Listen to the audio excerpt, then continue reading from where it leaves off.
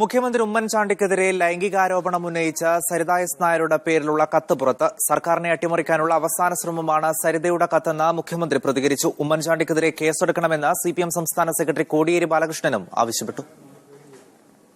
മുഖ്യമന്ത്രി തന്നെ ലൈംഗികമായി പീഡിപ്പിച്ചുവെന്നാരോപിക്കുന്ന സരിതയുടെ കത്താണ് പുറത്തുവന്നത്.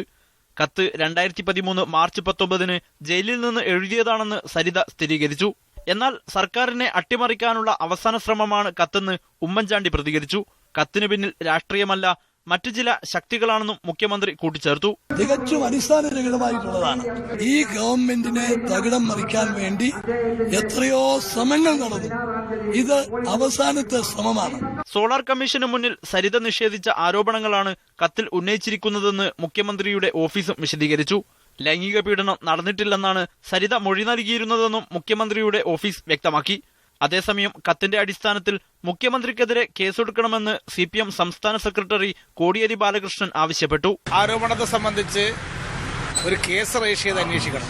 ഇത് മുഖ്യമന്ത്രിക്കെതിരായിട്ടാണ് എന്നുള്ളതുകൊണ്ട് അത് തെറ്റായ ഒരു ആരോപണം ആണെങ്കിൽ അതിനനുസരിച്ചുള്ള നടപടിയും സ്വീകരിക്കേണ്ടതുണ്ട്. അത് തേച്ചുമാറ്റി കളയുന്ന സ്ഥിതി ഉണ്ടാകാൻ പാടില്ല. വിവിധ ബ്യൂറോകൾക്കൊപ്പം മീഡിയ 1 തിരുവനന്തപുരം.